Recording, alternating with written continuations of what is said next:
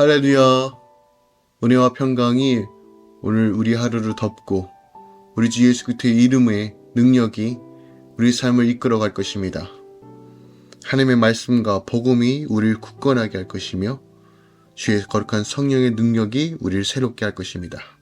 함께 말씀 가운데 거합시다. 10월 31일 목요일 아침 예배 성삼위 하나님께 올려드립니다. 오늘 하나님의 말씀은 디도서 3장 8절부터 15절까지입니다. 디도서 3장 8절부터 15절까지입니다. 이 말이 빚부도다 원하건대 너는 이 여러 것에 대하여 굳세게 말하라.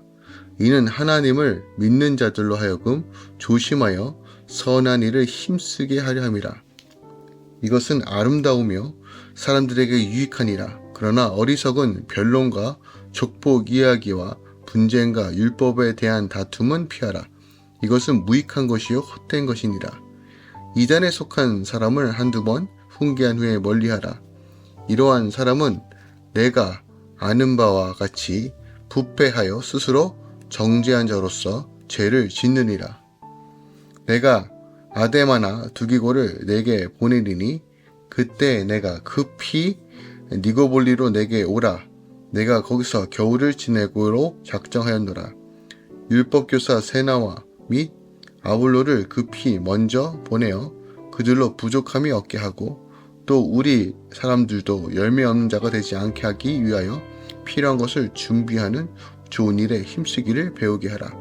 나와 함께 있는 자가 다 내게 무난하니 믿음 안에서 우리를 사랑하는 자들에게 너도 무난하라. 은혜가 너희 무리에게 있을지어다. 아멘. 하나님의 말씀입니다. 바울은 디도에게 하나님을 믿는 자들이 선한 일에 힘쓰도록 바른 교훈을 굳세게 말하라고 하죠. 또한 이단에 속한 사람은 한두 번 훈계한 후에 멀리하라고 조언합니다. 끝으로 향후 수행할 일들을 알려주고 함께 있는 자들의 문안을 전하며 은혜를 구하는 것으로 편지를 마무리하고 있습니다.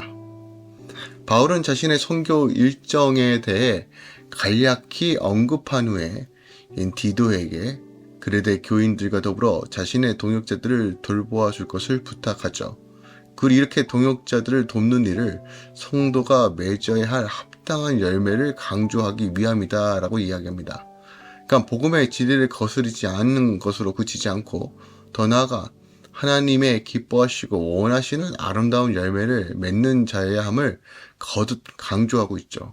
여기서 우리는 성도가 마땅히 가져야 할 실천적 신앙의 중요성을 다시 한번 강조합니다. 바울은 마지막 인사에서 하나님의 은혜가 모든 무리에 있기를 축도하고 있죠.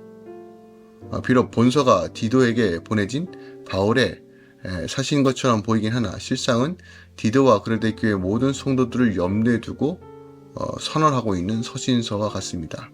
자, 오늘 본문을 통해서 우리가 더 깊이 묵상할 것이 무엇인지 살펴보겠습니다. 8절입니다. 이 말이 밉부도다. 원하건대 너는 이 여러 것에 대하여 굳세게 말하라. 이는 하나님을 믿는 자들로 하여금 조심하여 선한 일을 힘쓰게 하려 함이라. 이것은 아름다우며 사람들에게 유익하니라 라고 말하죠.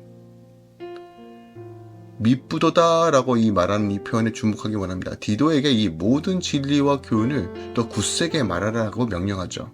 그 이유가 있습니다. 그것은 하나님을 믿는 자들로 하여금 선한 일을 힘쓰게 하기 위함이다예요. 근데 당시 그레데인들의 모습을 보면 우리가 1장에서도 좀 살펴볼 수 있듯이 그들은 굉장히 게으르고 나태하며 또한 악독과 투기와 정욕의 노예였다는 것을 우리가 또한 1장 12절과 3장 3절에서 알 수 있습니다. 개척교회이고 무엇이 기준인지 모른 채 그냥 그저 본는 대로 짐승처럼 살아가던 어떤 그런 유형의 사람들이 바로 그레데 사람들이었다는 거예요. 그런데 그들에게 하나님의 뜻과 진리대로 선을 행하라. 이것이 참 어려웠을 것입니다. 믿는 것도 어려운데 이것을 살라고 말하는 이 본문의 내용이 정말로 어떻게 보면 디도에게는 어려움의 연속이었을 것입니다. 근데 하나님의 은혜와 말씀에는 사람을 변화시키며 의와 진리를 행하도록 만드는 힘이 있음을 우리는 성경을 통해서 확인할 수 있고, 또한 우리의 믿음의 선배들, 우리의 삶을 통해서 확인할 수 있습니다. 수많은 성경과 교회사를 통해서 하나님께서 어떻게 사람을 변화시키는지를 우리는 목도한다는 것입니다. 말씀에는 능력이 있습니다. 말씀에는 죄의 문제를 해결하고 우리의 어두움과 그늘진 것과 나의 이기심과 욕망을 살아갔던 방식들을 다 드러내고 오직 주로 인하여 다시 설 수 있다는 그 생명의 말씀이 있습니다. 실질적으로 우리 삶을 변화시키며 또한 실질적으로 우리를 새롭게 하는 능력이 바로 복음 안에 있습니다. 바울은 우리 안에 교훈을 선포하며 또한 우리 안에 선한 열매를 맺을 수 있음을 명확하게 우리에게 말해주고 있다는 것입니다. 12절 말씀 보겠습니다. 내가 아데마나 두기곤을 내게 보내니니 그때 내가 급히 니고볼리로 내게 오라. 내가 거기서 겨울을 지내기로 작정하였다 라고 말합니다.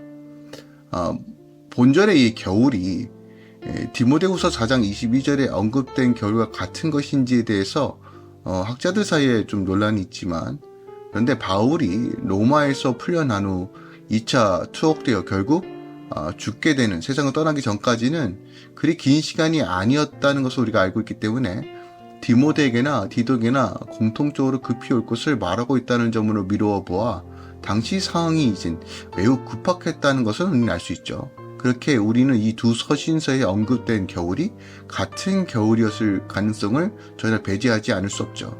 그렇다면 다음과 같은 가정을 해보는 것도 결코 무리는 아닐 수 있습니다. 즉, 사도 바울은 사도행전 마지막에 기록되었던 로마의 연금 상태에서 풀려난 후 여러 지역을 돌며 선교 사역을 계속했죠. 그리하여 에베소에는 디모데를, 그레데에는 디도를 머물러 사역하게 하면서 이후 니고볼리를 거쳐 달마디아 즉 일루디곤 선교를 계획했다는 거죠. 그 디모데후서 4장 10절에 나옵니다. 그리하여 그 중간 지점인 니고볼리에서 디도와 합류하기 위해 본 서신을 썼으나 그 사이에 로마 관원에서 촉포되어 투옥됨으로써 결국 디모데후서를 마지막으로 사도 바울은 로마 서쪽 오스티안 웨이에서 순교로 세상을 떠나게 되었다는 것이죠.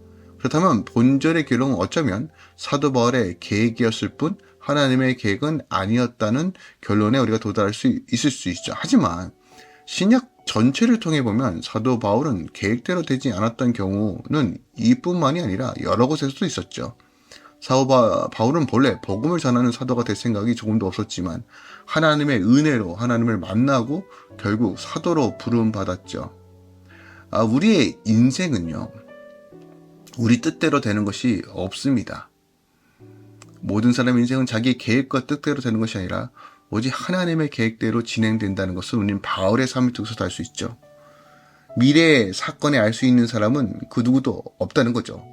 이런 점에서 사도 바울도 마찬가지죠. 그렇게 그토록 성령의 은사가 많았던, 어떻게 보면 삼천층까지 갔던 이 바울도 그가 그 삶에서 늘 하나님의 은혜를 갈망해야 했고 주의 뜻 가운데 어떻게 살아야 할지를 발버둥쳤다는 것입니다. 그리고 오직 한 가지, 복음에 매여 복음 때문에 살아간다는 분명한 부르심 가운데 살았다는 것이죠. 우리가 이 땅에 많은 사람들, 우리가 우리 인생을 살아가지만 결국은 우리는 하나로 정교해질 수 있다는 것입니다. 나를 부르시는 이를 향해 형통한 삶을 누리며 복된 삶은 결국 그 부르심에 따라 걸어가는 삶이다라는 것입니다. 우리가 얼마나 노력하고 얼마나 바둥쳐면 우리 인생이 변할까요? 우리 한 치 앞도 모릅니다. 그렇다면 가장 확실한 걸 붙들어야 되는 것이 성경적 아닙니까? 그것이 바로 우리가 지혜 있는 거 아닙니까? 우리는 결국 나그네 인생입니다. 이 땅의 것이 아니라 마지막 하나님의 나라를 향해 걸어가는 나그네와 같은 존재입니다.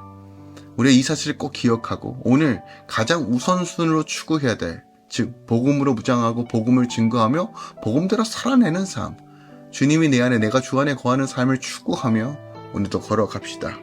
이것이 오늘 본문에서 말하고 있는 가장 아름다운 일이며 더 나아가 내 삶 가운데 예수가 드러나는 것이 가장 복된 삶임을 꼭 기억하며 오늘도 복음의 능력으로 살아가시길 예수 그리스도로 축원드리고 부탁드립니다. 기도하겠습니다. 사랑하는 주님 감사드립니다. 하나님의 선하심을 기대합니다. 하나님의 능력을 사모합니다. 주의 통치와 다스림 가운데 내 삶이 늘 주의 인도하심 따라 걸어가길 원합니다. 주님, 내 삶을 붙드시고 이 교회를 붙드시고 주의 영광과 능력으로 복음의 능력으로 살아낼 수 있도록 역사하소서. 우리는 나그네와 같은 존재입니다. 하나님의 나라 그 본향을 향해 걸어갈 때 이 땅의 것들에 너무 매이고 치중하는 인생이 아니라 하늘의 영광을 보며 믿음으로 주께서 부르신 그 사명 감당하며 복음 증거하는 일에 우리가 더 힘을 내게 하여 주시옵소서. 주여, 오늘도 모든 직장과 사업터에 하나님의 통치받아 쓰는 가운데 예수의 영광이 드러나게 하소서. 이제는 우리 주 예수 그리스도의 은혜와 우리 하나님 아버지 놀랍고 지극하신 사랑과 성령 하나님 내지 어떤 충만 역사하심이 이제부터 영원까지 함께 계시길 간절히 축원하옵나이다. 아멘.